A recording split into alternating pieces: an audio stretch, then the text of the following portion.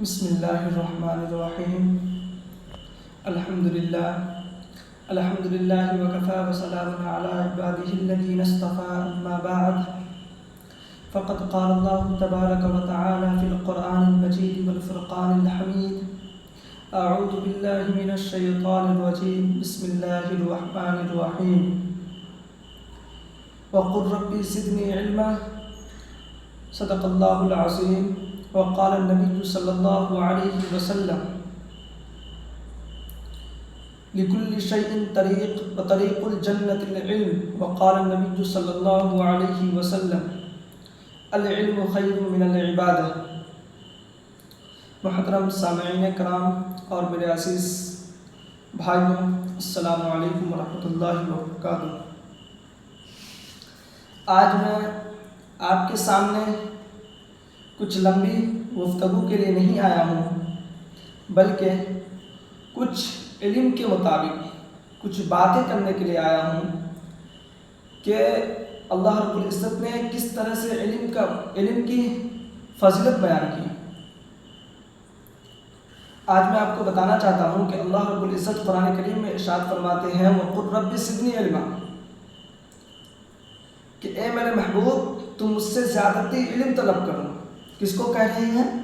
اپنے محبوب کو کہہ رہے ہیں۔ کون؟ اللہ رب العزت کہہ رہے ہیں وَقُلْ رَبِّ زِدْنِی عِلْمًا، کہ اے میرے محبوب تم مجھ سے زیادتی علم طلب کرو۔ بلکہ اللہ رب العزت کے دربار میں کتنا اونچا مقام ہے علم کا کہ اللہ رب العزت کسی اور چیز کے بارے میں نہیں کہہ رہے ہیں، بلکہ قرآن کریم میں وَقُلْ رَبِّ زِدْنِی عِلْمًا کا لفظ دیا۔ شہرت کے بارے میں نہیں کہا، عزت کے بارے میں نہیں کہا، دولت کے بارے میں نہیں کہا، بلکہ کہا وَقُلْ رَبِّ زِدْنِی عِلْمًا، اے میرے محبوب تم اس سے زیادتی علم طلب کرو۔ اس لیے اللہ رب العزت کے نزدیک علم کی بے پناہ فضیلت و عظمت ہے۔ اور اللہ رب العزت اس کے علاوہ قرآن مجید میں ارشاد فرماتے ہیں قُلْ هَلْ يَسْتَوِي الَّذِينَ يَعْلَمُونَ وَالَّذِينَ لَا يَعْلَمُونَ، کیا عالم اور جاہل برابر ہو سکتے ہیں؟ ہرگز برابر نہیں ہو سکتے۔ کہیں پر فرمایا انما یخشی اللہ من عبادہ العلماء، کہ اللہ کے بندوں میں وہی لوگ اللہ سے ڈرتے ہیں جو علم والے ہوتے ہیں۔ آئیے میں قرآن کریم کی چند آیتوں سے آپ کو مثال دی ہے علم کے بارے میں۔ اب آئیے میں حدیث سے میں بتانا چاہتا ہوں۔ سب سے پہلے اللہ کے نبی صلی اللہ علیہ وسلم ارشاد فرماتے ہیں العلم ورثۃ الانبیاء، کہ علماء انبیاء کرام کے والد ہیں۔ العلماء ورثۃ الانبیاء، کہ انبیاء علماء کرام کے والد ہیں۔ اس کے بعد پھر فرمایا لکل شیء طریق وطریق الجنۃ العلم، کہ ہر چیز کا ایک راستہ ہوتا ہے اور جنت میں جانے کا راستہ علم ہے۔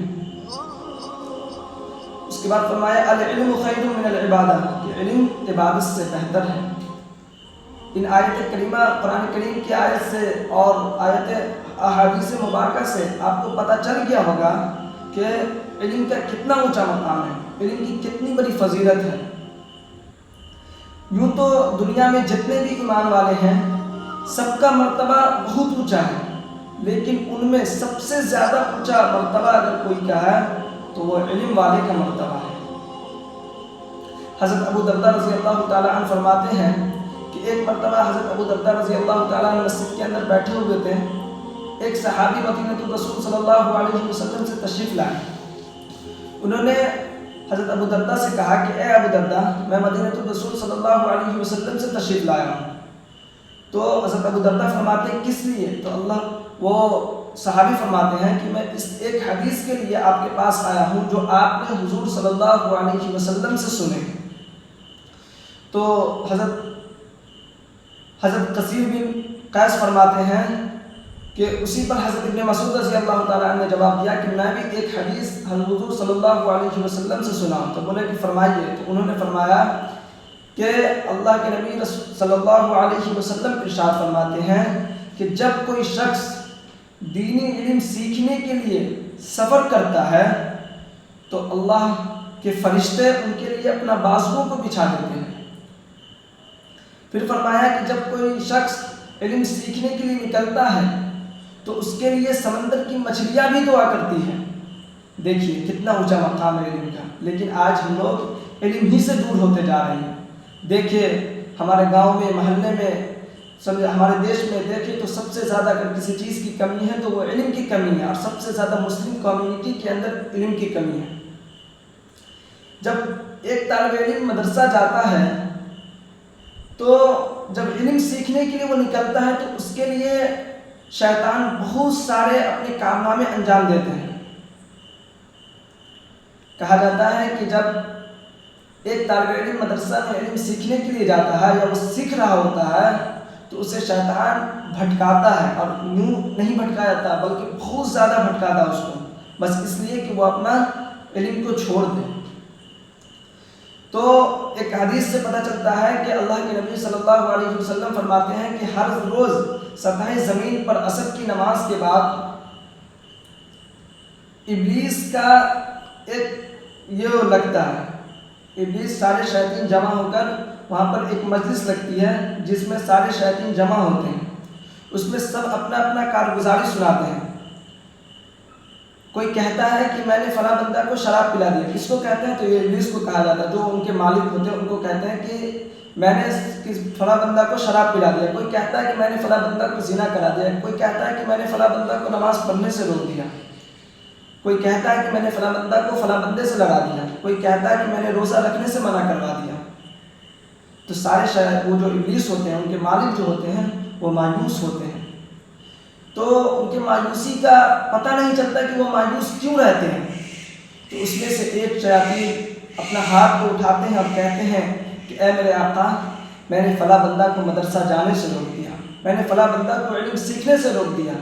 تو ابلیس ایک دم خوش ہو جاتے ہیں اور بہت زور سے ہنسنے لگتے ہیں اور اس کو اپنے گلے سے گلے لگاتے ہیں۔ سارے شیاطین مایوس رہتے ہیں، آخر کیا وجہ ہے کہ ایک مدرسہ جانے سے ایک بندہ کو روک دیا، تو اتنے میرے مالک خوش ہو رہے ہیں، اتنا خوش ہو رہے ہیں کہ اس کو اپنے گلے سے گلے لگا رہے ہیں۔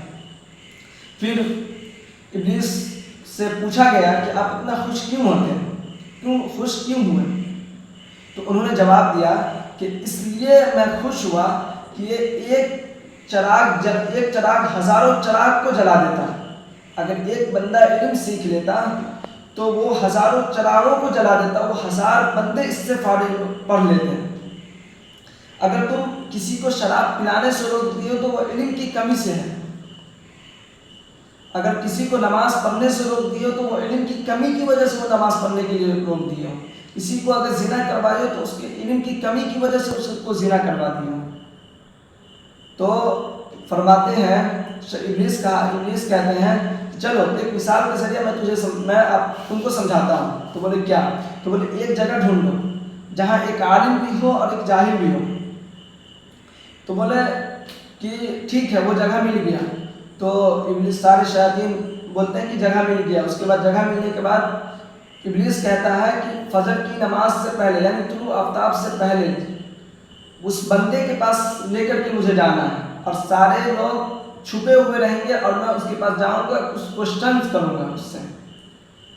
تو بولتے ٹھیک ہے۔ تو اگلا دن صبح عابد کے پاس جاتے ہیں، سب سے پہلے عابد کے پاس جاتے ہیں اور عابد کو کہتے ہیں السلام علیکم ورحمۃ اللہ۔ وہ عابد صاحب جواب دیتے ہیں وعلیکم السلام ورحمۃ اللہ۔ تو بولتے ہیں آپ خیریت سے ہیں؟ تو بولتے ہیں ہاں میں خیریت سے ہوں۔ ان کے بعد بولتے ہیں کہ میں ایک کوسچن کرنا چاہتا ہوں۔ تو بولے ٹھیک ہے کوسچن کیجیے۔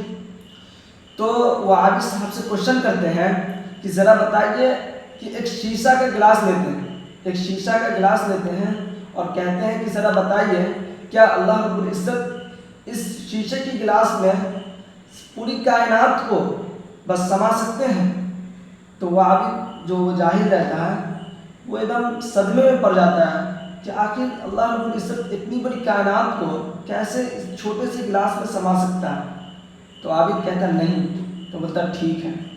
اس کے بعد وہ شیاطین ہٹ جاتے ہیں۔ اس کے بعد دوسرے طلوع آفتاب میں ایک عالم کے پاس جاتے ہیں اور عالم صاحب کو بھی یہی کوسچن کرتے ہیں کیا اللہ رب العزت چھوٹے سے گلاس میں پوری دنیا کو سما سکتے ہیں؟ تو عالم کہتا ہے کہ اللہ رب العزت اس چھوٹے سے گلاس میں پوری دنیا کو کیا، اگر سوئی کے نوک کے برابر اگر کوئی چیز ہے اس میں بھی پوری کائنات کو اللہ رب العزت سما سکتا ہے، سجا سکتا ہے۔ پھر وہ آتے ہیں ابلیس شیاطین کے پاس آتے ہیں اور کہتے ہیں دیکھو کیا فرق اس میں ملا. اس میں فرق یہی ملا کہ عالم وہ وہ تو نماز پڑھتا تھا، وہ تہجد گزار تھا، لیکن وہ عالم تھا اس لیے وہ بچ گیا اپنے اللہ رب العزت سے دور، ایمان کو بچا لیا انہوں نے.